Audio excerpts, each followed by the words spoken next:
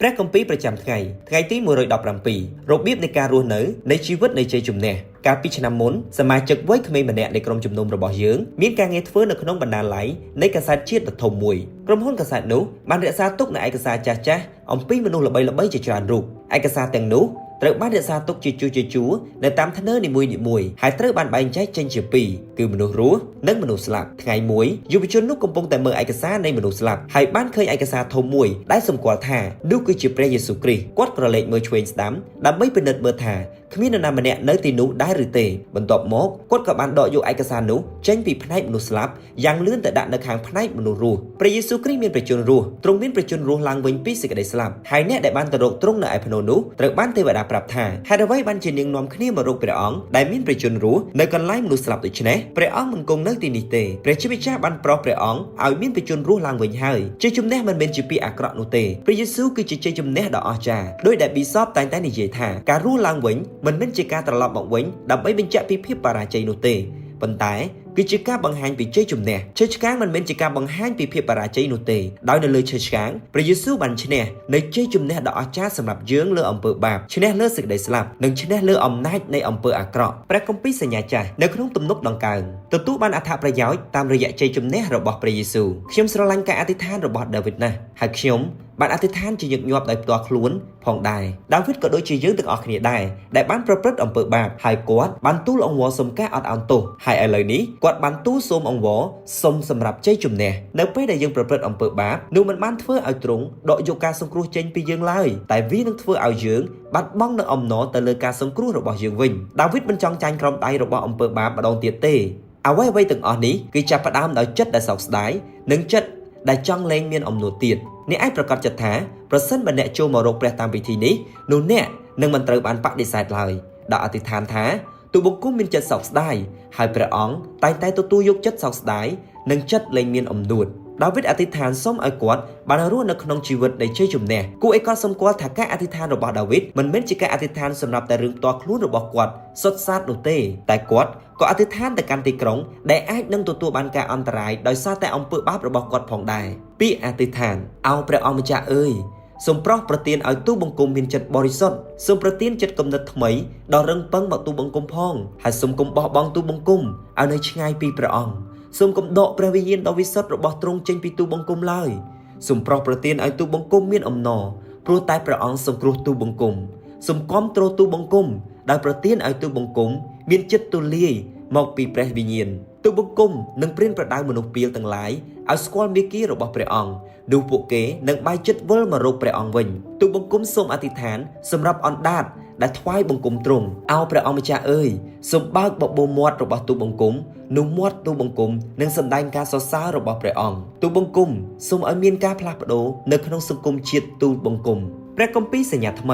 នៅក្នុងលូកាទទួលស្គាល់ព្រះយេស៊ូវនិងជ័យជំនះរបស់ទ្រង់តើអ្នកហើយនឹងខ្ញុំអាចចូលទៅជួបព្រះយេស៊ូវនៅថ្ងៃនេះដោយរបៀបណាការរស់ឡើងវិញរបស់ព្រះយេស៊ូវគឺជាព្រឹត្តិការណ៍ប្រវត្តិសាស្ត្រវាពិតជាបានកើតឡើងមែនប៉ុន្តែវាមិនត្រឹមតែជាព្រឹត្តិការណ៍ប្រវត្តិសាស្ត្រប៉ុណ្ណោះទេដោយដែលមនុស្សបានជួបជាមួយនឹងព្រះយេស៊ូវដែលរស់ឡើងវិញនៅពេលនោះអ្នកក៏អាចជួបជាមួយវត្តមានរបស់ទ្រង់នៅថ្ងៃនេះបានដូចគ្នាហើយនេះគឺជារបៀបនេះគឺជាថ្ងៃដែលបានផ្លាស់ប្ដូរពិភពលោកជារៀងរហូតព្រះយេស៊ូវត្រូវបានរស់ឡើងវិញនៅថ្ងៃទី1នៃសប្តាហ៍បន្ទាប់មកថ្ងៃទី1នៃសប្តាហ៍ដែលត្រូវជាថ្ងៃអាទិត្យគឺជាថ្ងៃឈប់សម្រាកនិងថ្វាយបង្គំនៅក្នុងវគ្គនេះយើងបានឃើញផ្នែកដ៏សំខាន់ពីរដែលជាភស្តុតាងនៃជ័យជំនះរបស់ព្រះយេស៊ូវលើសេចក្តីស្លាប់ទី1សាកសពរបស់ព្រះយេស៊ូវបានបាត់នៅក្នុងខ2និងខ3បានចែងថាពួកនាងសង្កេតឃើញថាថ្មបានរមៀលចេញពីមាត់ភ្នោហើយនាងក៏បាននាំគ្នាចូលទៅក្នុងភ្នោតែពុំឃើញព្រះសពរបស់ព្រះយេស៊ូវនោះទេទេវតាបាននិយាយទៅកាន់ពួកនាងថាហេតុអ្វីបានជានាងនាំគ្នាមករកព្រះអង្គដែលមានព្រះជន្មរស់ក្នុងចំណោមមនុស្សស្លាប់ដូច្នេះព្រះអង្គមិនគង់នៅទីនេះទេព្រះជាម្ចាស់បានប្រោសព្រះអង្គម្ចាស់ឲ្យមានព្រះជន្មរស់ឡើងវិញហើយចូលនឹកចាំអំពីព្រះបន្ទូលដែលព្រះអង្គបានប្រាប់អ្នករាល់គ្នាថា3ថ្ងៃក្រោយព្រះអង្គនឹងមានព្រះជន្មរស់ឡើងវិញនៅពេលដែលស្ត្រីទាំងអស់នោះបានរៀបរាប់ហេតុការណ៍ប្រាប់ក្រុមសាវកពួកគេពុំជឿពាក្យសម្ដីរបស់នាងទេទោះជាយ៉ាងណាក៏ដោយក៏យើងអាចបង្ហាញភាពរំភើបរបស់ពេត្រុសដែរពេលនោះពេត្រុសបានស្ទុះរត់ទៅភ្នោគាត់ក៏ឃើញថាសពរបស់ព្រះយេស៊ូវបានបាត់ទៅហើយគាត់អោនមើលទៅឃើញតែក្រណាត់រុំព្រះសពប៉ុណ្ណោះភ្នោរបស់ព្រះយេស៊ូវ មិននៅទទេឡើយប៉ុន្តែព្រះសពរបស់ព្រះយេស៊ូវមិននៅទីនោះទៀតឡើយពេត្រុសច្បាស់ជាចាប់ផ្ដើមដឹងនៅពេលនោះថាព្រះយេស៊ូវបានទទួលជ័យជំនះដ៏អស្ចារ្យព្រះយេស៊ូវបានសុគតប៉ុន្តែសេចក្តីស្លាប់មិនមានជាទីបញ្ចប់ទេការស្លាប់មិនត្រូវបានលុបចោលទេប៉ុន្តែទ្រង់បានយកឈ្នះទី2វត្តមានរបស់ព្រះយេស៊ូវផ្ទាល់ត្រូវបានគេមើលឃើញនេះមិនមែនគ្រាន់តែជាវត្តមានខាងវិញ្ញាណទេគឺឃើញទាំងរូបកាយដែលបានរស់ឡើងវិញដែលជារូបកាយថ្មីដែលបាននៅជាមួយពួកឌីសាយផលការបង្ហាញខ្លួនដំបូងដែលយើងបានអាននៅក្នុងដំណឹងល្អរបស់លូកាគឺនៅលើផ្លូវទៅអេម៉ោសព្រះយេស៊ូវបង្ហាញអង្គទ្រង់ដល់សិស្សពីរនាក់តាមវិធីពីរយ៉ាងទី1ទ្រង់បានបង្ហាញអង្គទ្រង់តាមរយៈការបកស្រាយបទគម្ពីរព្រះយេស៊ូវបានបកស្រាយសេចក្តីដែលបានចែងទុកអំពីព្រះអង្គនៅក្នុងគម្ពីរទាំងមូលគឺចាប់តាំងពីលោកម៉ូសេរហូតដល់គម្ពីរព្យាការីទាំងអស់នេះប្រកាសជាការសិក្សាព្រះគម្ពីរដ៏អស្ចារ្យបំផុតក្នុងប្រវត្តិសាស្ត្រពិភពលោកទ្រង់បានបកស្រាយឲ្យគេបានយល់ថាគ្រប់យ៉ាងទាំងអស់គឺនិយាយអំពីទ្រង់តើអ្នកធ្លាប់មានអារម្មណ៍ថាមានចិត្តរំភើបយ៉ាងខ្លាំងដូចជាភ្លើងឆេះដែរឬទេដូចដែលអ្នកកំពុងតែស្ដាប់ព្រះគម្ពីរដែលត្រូវបានគេបកស្រាយយ៉ាងក្បោះក្បាយឬដូចដែលអ្នកបានអានដោយខ្លួនឯងពេលខ្លះពេលខ្ញុំកំពុងតែអានព្រះគម្ពីរឬស្ដាប់ការបកស្រាយពន្យល់ពីព្រះគម្ពីរពាក្យនោះហាក់ដូចជាតាក់ទងនឹងខ្ញុំតាក់ទងនឹងជីវិតរបស់ខ្ញុំរហូតដល់ខ្ញុំមានអារម្មណ៍ថាព្រះកំពុងតែមានបន្ទូលមកខ្ញុំដោយផ្ទាល់ហើយនៅពេលនោះឯងវាហាក់ដូចជាបេះដូងរបស់ខ្ញុំកំពុងតែឆេះនៅក្នុងខ្លួនខ្ញុំដែលរីម្នាក់ដែលស្ថិតនៅក្នុងក្រុមតូច Alpha របស់យើងទើបតែបានចាប់ផ្ដើមអានគម្ពីរនៅលើកដំបូងក្នុងជីវិតរបស់នាងបាននិយាយថាវាដូចជាពាក្យទាំងអស់នោះកំពុងតែលោតចេញពីសភៅមករកនាងអញ្ចឹងពួកឌីសាយផលបាននិយាយគ្នាថាកាលព្រះអង្គមានព្រះបន្ទូលមកកាន់យើងព្រមទាំងបកស្រាយគម្ពីរឲ្យយើងបានស្ដាប់នៅតាមផ្លូវនោះយើងមានចិត្តរំភើបយ៉ាងខ្លាំងយើងនឹងទទួលបានការសាកល្បងបែបនេះគ្រប់ពេលដែលយើងនឹងលើពីការបកស្រាយនៅព្រះបន្ទូលរបស់ព្រះដែលជារបៀបដែលទ្រង់តែងតែបង្ហាញអង្គទ្រង់ឲ្យយើងបានឃើញទី2ទ្រង់បានបង្ហាញខ្លួនតាមរយៈនំប៉័ងព្រះអង្គគង់រួមតុជាមួយគេហើយយកនំប៉័ងមកកាន់អរព្រះគុណព្រះជាម្ចាស់រួចកាត់ប្រទានឲ្យគេពេលនោះភ្នែកគេបានភ្លឺឡើងមើលព្រះអង្គស្គាល់ប៉ុន្តែព្រះអង្គបាត់ពីមុខគេទៅសិស្សទាំងពីរនាក់រៀបរាប់ហេតុការណ៍ដែលកើតឡើងនៅតាមផ្លូវហើយគេបានស្គាល់ព្រះអង្គនៅពេលដែលព្រះអង្គកាត់នំប៉័ងការពិពណ៌នារបស់លូកាអំពីការជួបនេះប្រហែលជាត្រូវបានប្រាប់ដោយចេតនានៅក្នុងរបៀបមួយដែលនឹងបន្តដំណើររឿងនៃអាហារពេលល្ងាចចុងក្រោយរបស់ព្រះយេស៊ូវជាមួយនឹងពួកឌីសាយផលរបស់ទ្រង់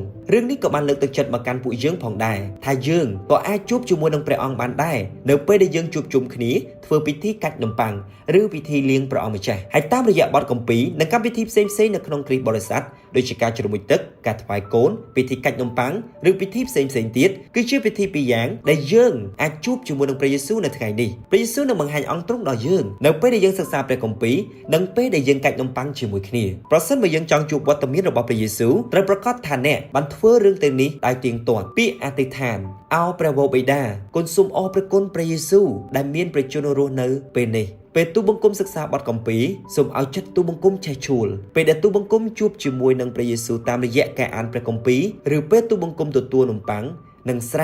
សូមបើកភ្នែកកូនដើម្បីឲ្យកូនបានស្គាល់ព្រះយេស៊ូវផ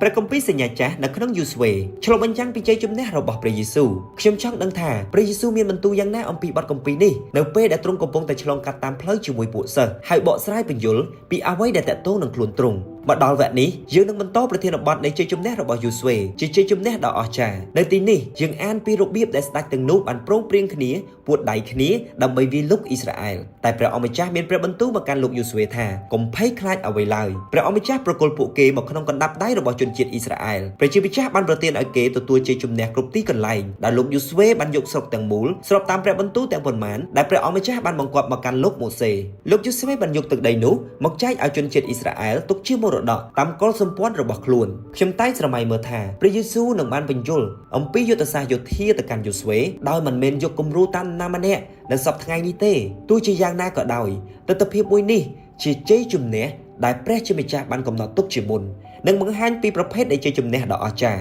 ហើយវាខុសគ្នាខ្លាំងដែលព្រះជាម្ចាស់បាននាំយកជ័យជំនះមកកាន់យើងតាមរយៈការសុគតនិងការរស់ឡើងវិញរបស់ព្រះយេស៊ូវយូស្វេគឺជាប្រភេទរបស់ព្រះគ្រីស្ទពិតមែនហើយព្រះយេស៊ូវគឺជាពាក្យក្រិចនៃឈ្មោះយូស្វេដែលមានន័យថាព្រះអង្គម្ចាស់សង្គ្រោះដោយដែលយើងបានអាននៅថ្ងៃស្អែកជាជំនះរបស់យូស្វេមិនបានបញ្ចប់ទេព្រះអង្គម្ចាស់មានព្រះបន្ទូលទៅកាន់គាត់ថាអ្នកមានវ័យចាស់ជរាណាស់ហើយរីឯទឹកដីដែលត្រូវវាយកក៏នៅសល់ច្រើនណាស់ដែរមានតែព្រះយេស៊ូវតែមួយគត់ដែលនាំមកនៅជាជំនះយ៉ាងពេញលេញទ្រង់គឺជាបុគ្គលម្នាក់ដែលបទគម្ពីរទាំងអស់បានចង្អុលបង្ហាញទ្រង់គឺជាអ្នកឈ្នះដ៏អស្ចារ្យ និងជាប្រភពនៃជ័យជំនះដែលអាចកើតមាននៅក្នុងជីវិតរបស់យើងផ្ទាល់ពាក្យអធិដ្ឋានអោព្រះអម្ចាស់អើយគុណសូមអរគុណចំពោះជ័យជំនះដ៏អស្ចារ្យរបស់ទ្រង់នៅលើអំពើបាបនិងសេចក្តីស្លាប់និងលើអំណាចនៃអំពើអាក្រក់ទាំងអស់សូមឲ្យជីវិតរបស់ទូបង្គំថ្ងៃនេះឆ្លុះបញ្ចាំងពីជ័យជំនះដ៏អស្ចារ្យនេះអនុញ្ញាតឲ្យទូបង្គំមើលឃើញវាបន្ថែមទៀតមិនត្រឹមតែនៅក្នុងជីវិតផ្ទាល់ខ្លួនរបស់ទូបង្គំប៉ុណ្ណោះទេប៉ុន្តែនៅក្នុងសហគមន៍ទីក្រុងនិងប្រទេសជាតិរបស់យើងផង